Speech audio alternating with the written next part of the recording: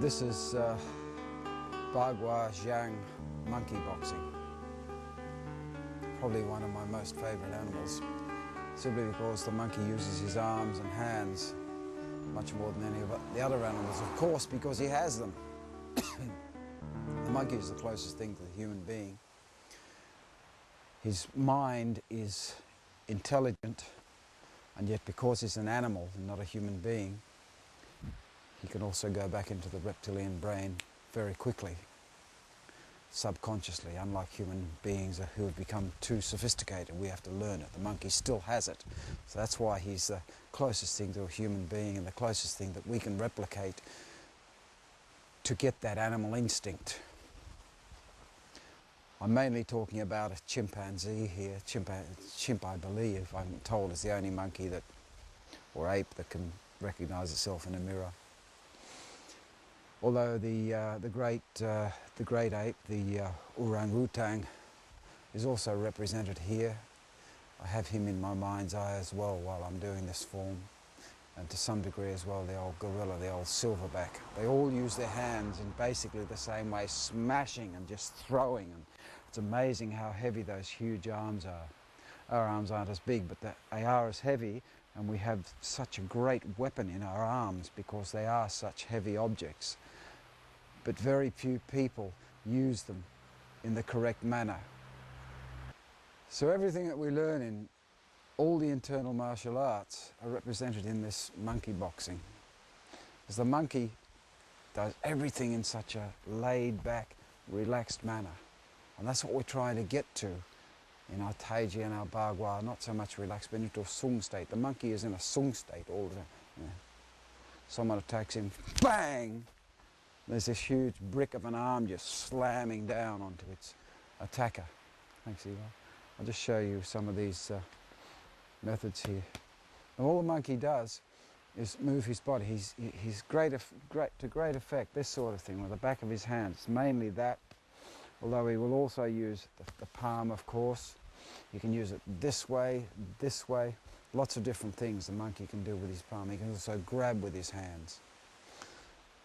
But all the monkey does is he doesn't use like in a human way, just using the muscles. Why we ever came to this weak way of fighting, I just don't know.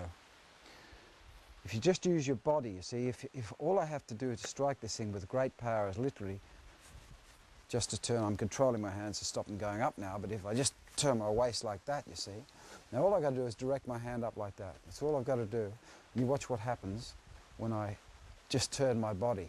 The turning of the body controls what the hand does, you see. Now I didn't put any, I don't even feel like I've done anything. I haven't used any muscular, I haven't gone like this. It's just a swinging arm. It has great power in that. If it's up on the head here, it's just a swing of the arm, you see. And you haven't had to do anything. Thank you, Eli. And that's basically how the monkey fights. It's just amazing. He smashes everything that comes before him. The monkey is the lake, therefore he is the water part of the earth in Chinese philosophy or Chinese medicine. He's sprightly, very quick, but he's also very powerful because he uses his body to the greatest advantage. He can get in and out very quickly and completely baffle the opponent. And as usual in Bagua, we're always fighting against two or more people, and that's representative by the circle. The animal forms are done around the circumference of a circle. There's the center there, that's an opponent, and there's an opponent on either side of you as well. That's why they're done in a circle. Okay, one of the really nice, just to take their Eli with the left or something, that I teach people is there's the monkey, you see? It's such a simple, basic way of boxing, but it's so effective. Here's his punch coming in, and the monkey just throws his arms up. That's all he does. Just throws his arms up and then comes crashing down on the attacker's head. And then he just keeps walking, you see, bang into the back as he goes by, into the kidneys. Thank you, Eli. That's what he is. You've got to get this idea. You've got to have in your mind this idea of so well grounded, because he's represented, he's of the earth, and he grounded into the ground, but his upper body has got these two befores hanging on the end of his shoulders that he can use to great advantage. Okay, as with all of these forms, we always start with a full walk around the circle. I'm not going to bother about teaching you how to walk in this tape, because you should already know that from my other videos. You should know the specific walking. These are the original Bagua forms, and they didn't mess around with the walking. They didn't tell you to walk like this or just walk around the circle like that. Anyone tells you to walk around the circle like that, leave the class.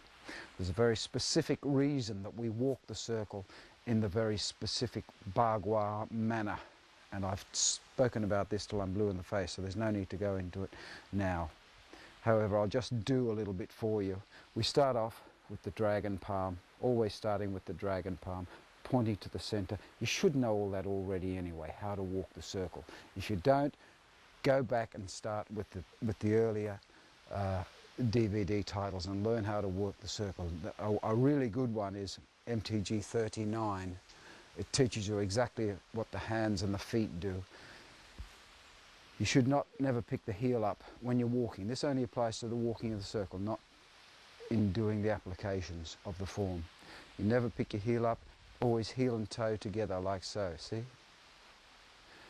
And the Chinese classics say that you must hear the sound of the pantaloons, as they say, or the trousers, striking together, which means that you must give an arc when you step. They also say you must mud step, which means that when you place your foot, you slip on the mud before you take the next step. And that's the beginning of the next step rather than the previous step. So you'd go to here, then you'd slip. So you'd come to here, that's the finish of that step. Then you have to slip it so the body just scrunches a little bit and drops a little. And now you see the rear heel doesn't come off the ground. There's the trousers sliding together, and now the ball of the foot's on the circumference. For the next one, you slip it forward, and then again, heel comes off the ground. I mean, the heel and toe come off together, and then the heel goes on the circumference. This is called a scissor step. Then you slip, same thing again. Heel doesn't come off the ground, both come off the ground together, and then they place. That's the way you walk around the circle all the time. The only way to do this, of course, is to use the waist, because to pick your foot up here, see, that is very difficult. All you got to do is just turn your waist, see, and it just already causes the arc. You're learning those really great moves, and you're learning those really great moves. That's what you're learning. Subconsciously. You don't do that, of course, when you're walking. The beauty of Bagua is it gives you all the body movement to learn very powerful attacking methods, and you don't have to stand there walking up the dojo going like this. They're abstract things. Fighting is abstract. Monkeys, any animals, fight in an abstract manner, totally subconscious.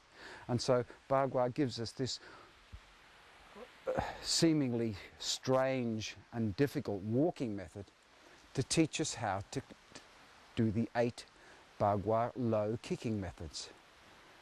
Much better than sitting there going against a bag, because someone attacks you. That's not a bag. So you learn it abstractly. You learn how to walk in a strange way, and that gives you all the body movement to get extremely powerful kicks from very short distances. So that's why we walk the circle. Okay, I've said that. So we walk around the circle. We start like this, or we start like this. One hand comes up under the other in the Bagua hands, and you step forward with your left foot. Notice how the top of the body is twisted, the hips are going along. That's this in Bagua. But that's all covered in my previous ones.